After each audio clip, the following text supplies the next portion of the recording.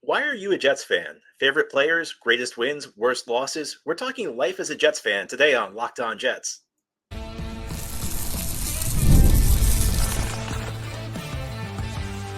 You are Locked On Jets, your daily New York Jets podcast. Part of the Locked On Podcast Network, your team every day. Welcome. This is the Locked On Jets podcast, part of the Locked On Podcast Network, your team every day. It is Friday, May 31st, 2024, and I'm your host, John B. from GangGreenNation.com. Thanking you so much for making the show your first listen or first watch every day. Subscribe to the show for free on YouTube or wherever you get your podcasts so you'll get new episodes as soon as they're posted. If you enjoy the show and are listening on a podcast source, please give it a 5-star review. And if you're watching on YouTube and enjoy the show, give this episode a big thumbs up. It helps us out, helps other Jets fans find the podcast. Today's episode is brought to you by Gametime. Download the Gametime app, create an account, and use code LOCKEDONNFL for $20 off your first purchase. Terms apply. Now, this is a daily podcast covering the New York Jets. Through most of the year, we have episodes each day, Monday through Friday. But a programming note that once we get into the summer, we kind of scale things back a little bit. So this is the final week where we're doing episodes Monday through Friday. We'll continue to have episodes as we approach training camp. But until the start of training camp, we'll be posting episodes on a less frequent basis. And with that in mind, I decided I wanted to do something a little special today.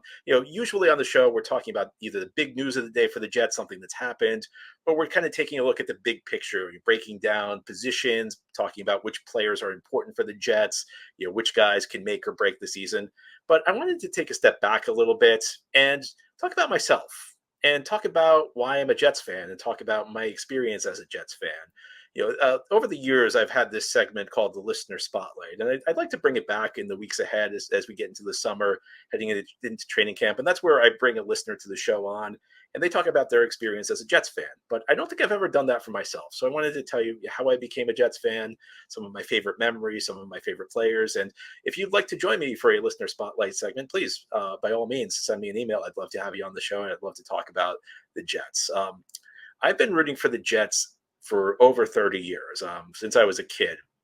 The first season I watched the Jets was 1993, but my first memory with the team actually was a year before. I wasn't really watching football, but I remember Dennis Byrd's injury. And if you're not familiar with him, a player who suffered a very serious injury for the Jets, who they thought would never walk again, and he was able to walk again. His numbers actually retired. Very inspirational guy, an incredible story. If you're not familiar with it, I encourage you to look more up on Dennis Byrd. But my first memory of actually watching the Jets and understanding what was going on came in the 1993 season. And I started rooting for the Jets for a really simple reason.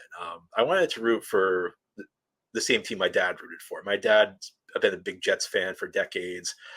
He seldom misses a game. He actually was a season ticket holder back when they were at Shea Stadium. And the other team I really rooted for was the Yankees. And my dad always hated the Yankees. So, I like the Yankees. My dad hated them. So I said, in football, I want to root for the same team as my dad. And that's become like kind of a tradition. My dad and I watch games still to this day. When we watch games together. I can guarantee you if there's anything that happens during a game, my dad will send me a text message complaining about some coaching decision. Or after the game, after a big win, he'll call me up and he'll be really excited. And like many of you, it's many ways just a way to bond with my dad. And he's to this day, he's still every year he's optimistic. Every year he thinks the Jets are going to the Super Bowl. Sometimes he gives up on that notion about like one quarter into the season. I remember in 2020. That was the year the Jets went 2-14 and they lost their first 13 games. I remember they played at Buffalo week 1, and I was watching that game with him.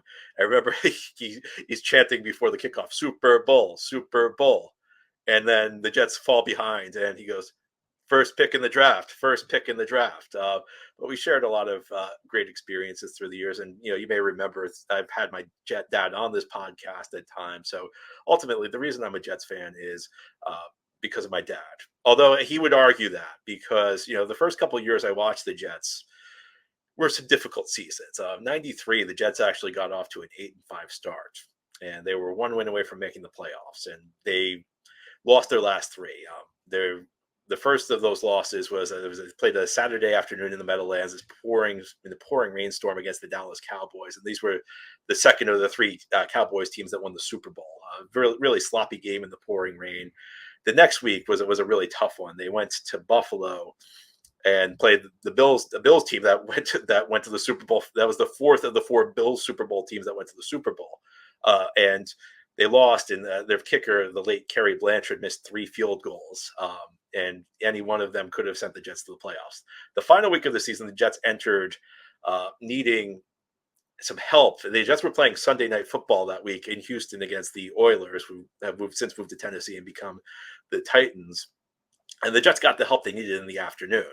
And then they took the field on that Sunday night in Houston, needing a win. And the Oilers were a very good team. They were the 2 seed in the AFC that year. So the last 3 games of the year, the Jets needed 1 win, but they got the 1 seed in the NFC Dallas, the 1 seed in the AFC Buffalo, and the 2 seed in the AFC. So tough matchups.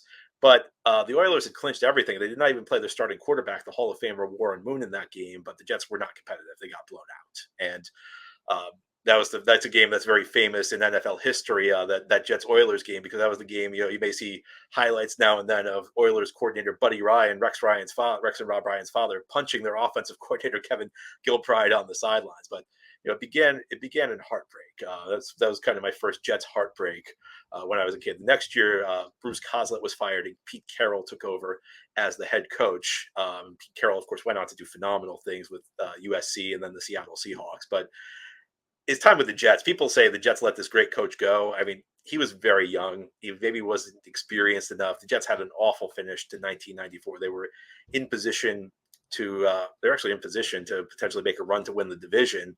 And Pete Carroll oversaw a collapse. It began with the infamous fake spike game with Dan Marino, where the Jets blew a 24-6 lead in the second half.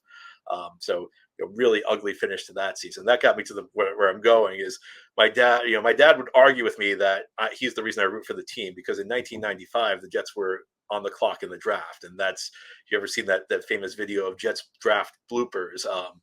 Warren Sapp, who went on to have a Hall of Fame career with the Tampa Bay Buccaneers, was on the clock, and there was this moment where the fans in that video chanted, "We want Sapp, we want Sapp," and the Jets drafted Kyle Brady, a tight end out of Penn State. And I was in the car with him at the time, and he told me at that point, because he knew that this was a bad pick. I think everybody knew when the Jets drafted Kyle Brady it would be a bad pick, that I should stop rooting for the Jets. He told me, I was still a kid. He's like, "You're young enough. Go root for the Giants. Save yourself the misery I've put myself through in this lifetime." I've been told many people that sums up their relationship with their father.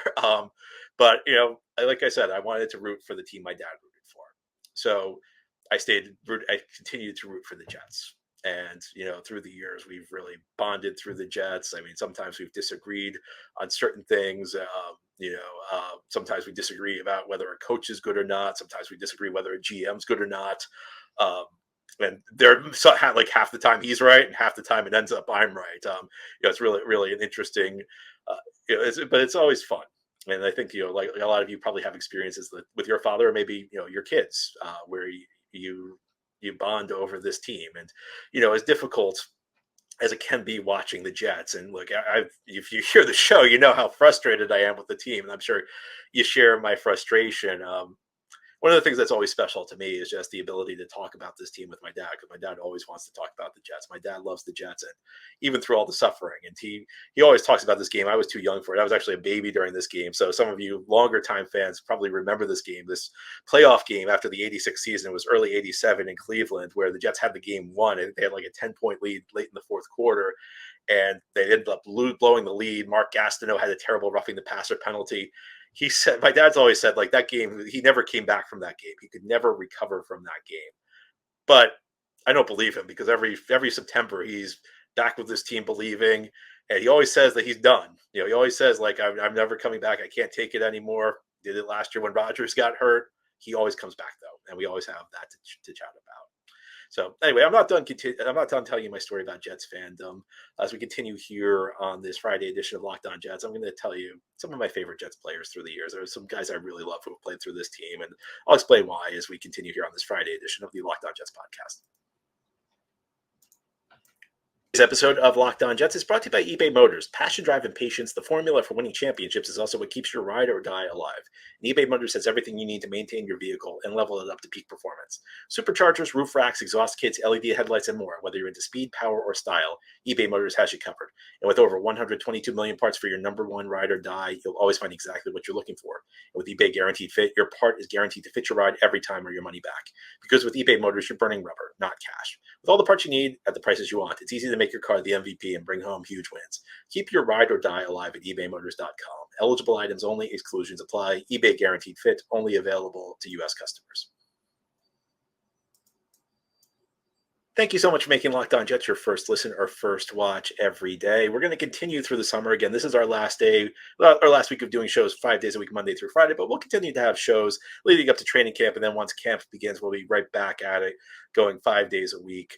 But I wanted to talk to you today. I wanted to do kind of a special show and talk more about why I root for the Jets. And, like I said earlier, on this show, we always talk about what's happening right now. But I wanted to share with you like how I started rooting for the team and some of my favorite memories, some of my favorite players. And I don't know what it is. I mean, I don't know if it was the age I was at, but almost all of my absolute favorite members of the Jets came from one specific era. And that was like that late 90s to early 2000s era. And I think like anybody who followed the team at that time, I would have to say my favorite player of all time is Wayne Chrebet. And it's just such an unbelievable story. I think, people know Wayne Chrebet. They know he was a local kid, but I don't think people really know like everything that went into Wayne Chrebet making the roster. He played at Hofstra. And, as you may know, the team facility right now is in Florham Park, New Jersey, but it actually used to be out on Long Island. And the team, I don't know if the team really had a facility. They practiced on the campus of Hofstra University, and they shared their facilities with the Hofstra University football program. And Chrebet played at Hofstra. It was what was then a Division I AA school, which is now the FCS, the Football Championship Subdivision.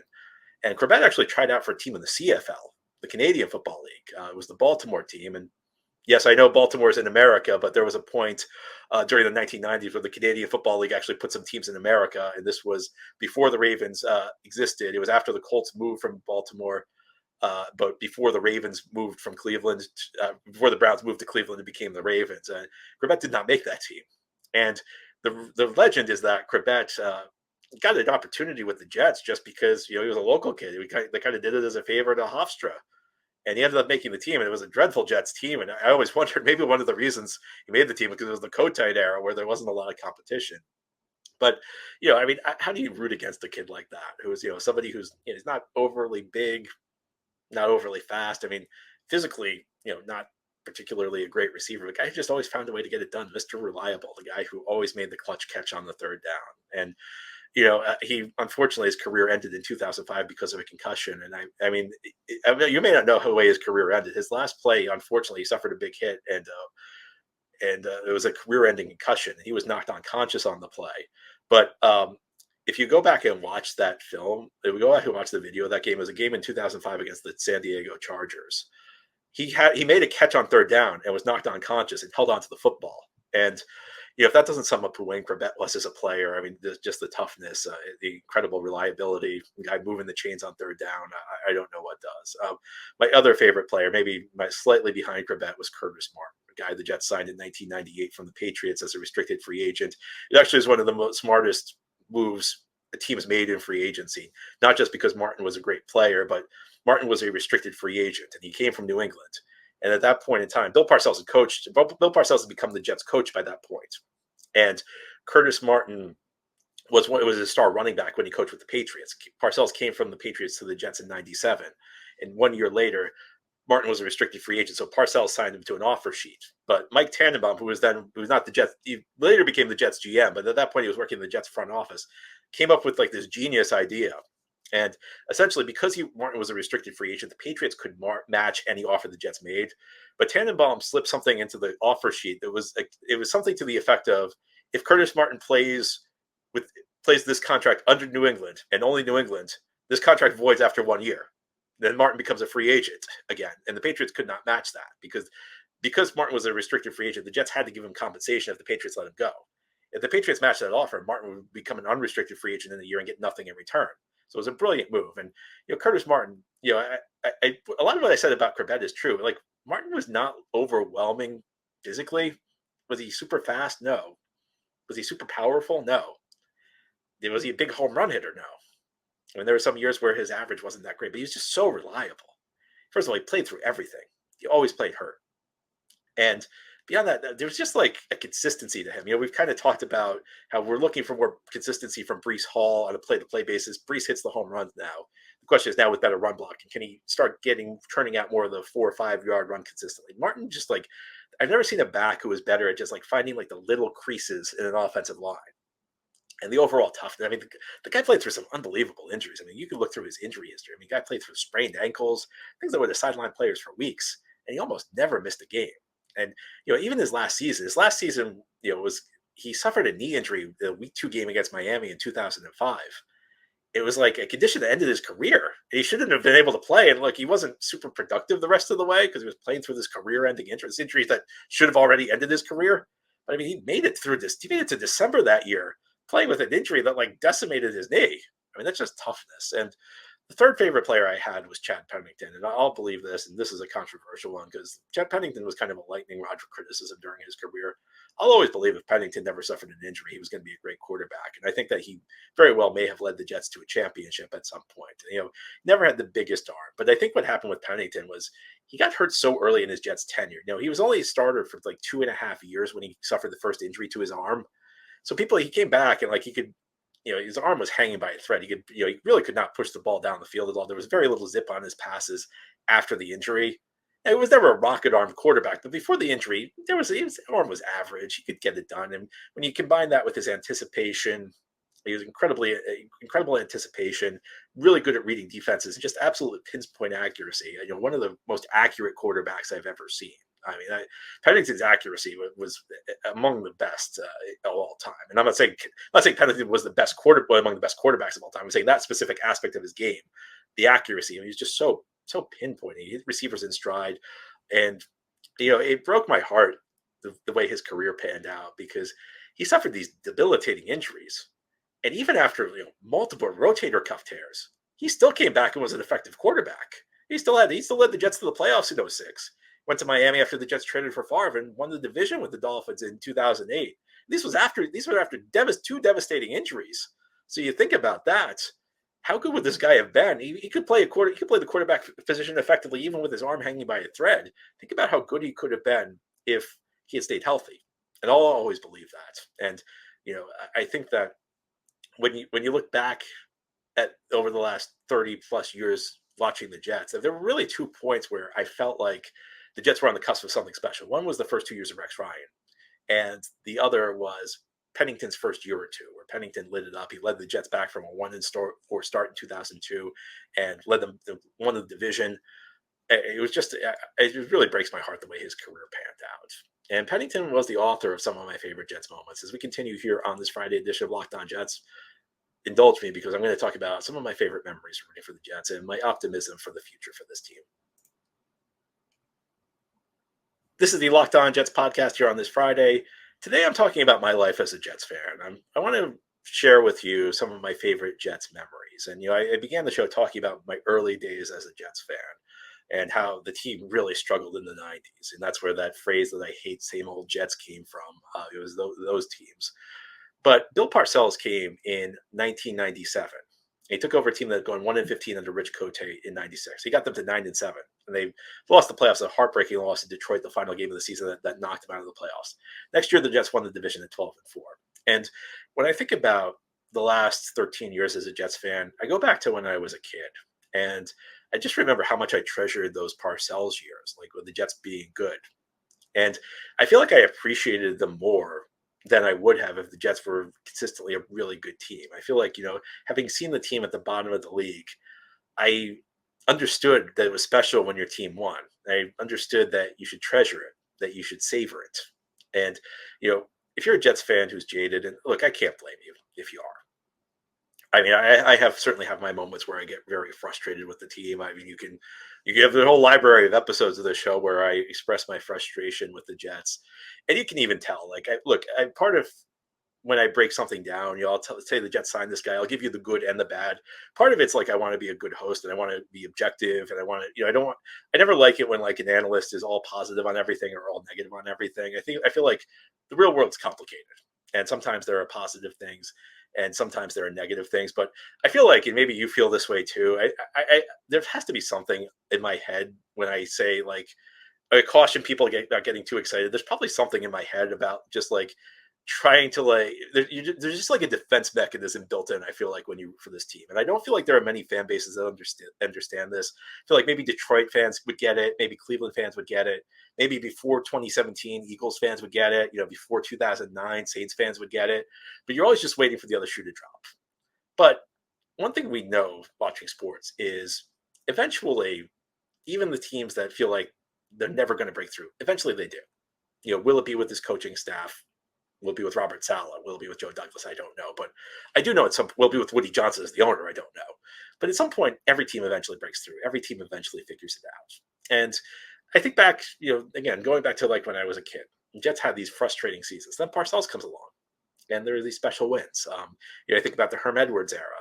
Herm Edwards made the playoffs 3 times in 5 years. But my favorite memory was that 2002 season when Chad Pennington stepped into the starting lineup, led the team back from 1-4, made the playoffs. And the sweetest part of that was the Jets blew out Green Bay the final week of the season. And in winning that game, it was a tight game at halftime, and the Jets opened it up after the half. Corbett had 3 touchdown catches. The best part of that was the fact that not only did the Jets win the division, that win eliminated both New England and Miami, your 2 biggest rivals, from the playoffs. And then Eric Mangini came. He had a surprising 10-win season in 2006 with a team that really wasn't very talented. They got a soft schedule, and they took advantage of it to their credit. But then Mangini, the things went sideways with him. The Favre trade did not pan out, and Rex Ryan came in. And I remember in the winter of 2009, Rex Ryan was the guy I really was hoping the Jets would hire. And I thought that he was a defensive genius. I thought he was a guy who could go toe-to-toe with Brady in New England. I thought he'd be a breath of fresh air for the franchise, and he was. The first 2 years, things kind of fell off after that. But I think if you're a Jets fan who's been around, 15 years or so, you'll always treasure those 2009, 2010 teams, because that was like the one time in the Brady Belichick era where I felt like the Jets were not afraid of New England, where I felt like they could go toe-to-toe. And you'll probably, if you're a Jets fan who was around in 2010, you'll always remember that 7-week stretch in 2010 where the Jets go up to Foxborough on a Monday night in December, and first place and the division's on the line. The 1 seed, the lead spot for the 1 seed in the AFC is on the line, and they just go out and Jets go up to New England and get absolutely smoked. They lose 45-3. They get embarrassed. The game's never competitive, and then they go back up there in the divisional round, and nobody gives them a chance. And I remember thinking, like, I actually was probably one of the more positive people about the Jets, because the Jets are a really good team. And, just because you lost to a team last time doesn't mean you're going to lose to them this time. And the Jets went up there and shocked the world. And, that expression is overused. But in that case, it was true, because after 45-3, 7 weeks earlier, nobody gave the Jets a chance to win. And they go up to New England, and they won the game 28-21. But the Jets controlled the game really from about halfway through the first quarter on. New England got off to a pretty good start, but really the Jets were in total control of that. It never felt like New England was in control of that one. It felt like the Jets always had it in hand.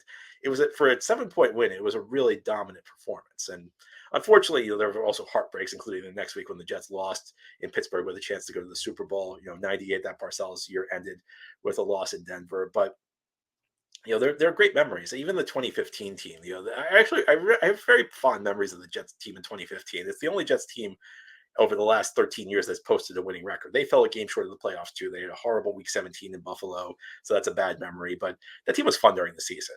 It was fun. Brandon Marshall had a huge year for the Jets. Eric Decker, his running mate at the wide receiver position, had a huge year. It was the Ryan Fitzpatrick breakout year. Chris Ivory, very violent runner, fun running style to watch, gave the Jets a good offense. And then on the defensive side of the ball, it was Muhammad Wilkerson's last really good year. And Wilkerson's career kind of went sideways after that. But you had Sheldon Richardson, you had a rookie Leonard Williams, you had like the last Pro Bowl season of Darrelle Revis.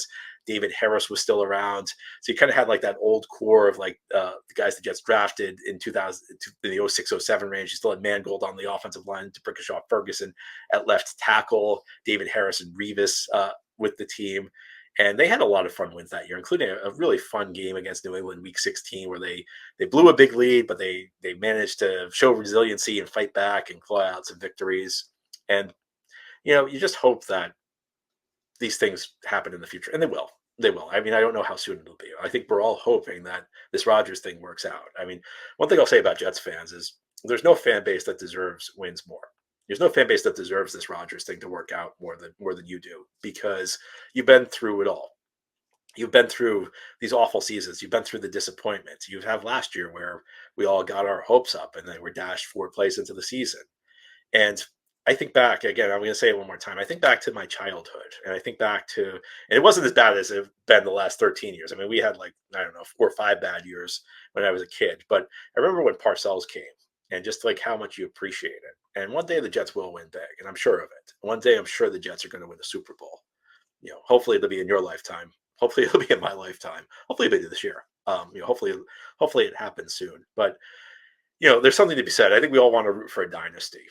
We'd all love to be Kansas City right now. But one thing I'll say is that, after everything you've been through, after everything we've all been through, the day when the Jets do win the Super Bowl, and it will happen, it'll be one of the sweetest days you've ever had, because you'll appreciate it, because you'll know what it means. You'll know how hard it was, and you'll know the pain that you endured to get there, to get to that day. And I'm looking forward to it, and I can't wait to celebrate that with you all when it happens. Anyway, and if you'd like to tell your story, I'd love to do some listener spotlight shows as we get into the summer and hear about why you became a Jets fan, some of your favorite players. But I've been thinking about this. We've been doing this podcast for, we're going on 8 years or so, and I don't think I've ever really talked to you about why I'm a Jets fan and some of my favorites and some of my best memories. So I wanted to do that for you today. Anyway, that's all for today's episode. This has been the Locked On Jets podcast, part of the Locked On Podcast Network. Your team every day is our motto. As always, if you enjoy the show, hit the subscribe button where you're watching or listening so that you'll never miss an episode. If you enjoy the show and are listening on a podcast source, give it a 5-star review. And if you're watching on YouTube and enjoy the show, give this episode a big thumbs up. It helps us out, helps other Jets fans find the podcast. Enjoy your weekend. We'll be back next time to talk more Jets.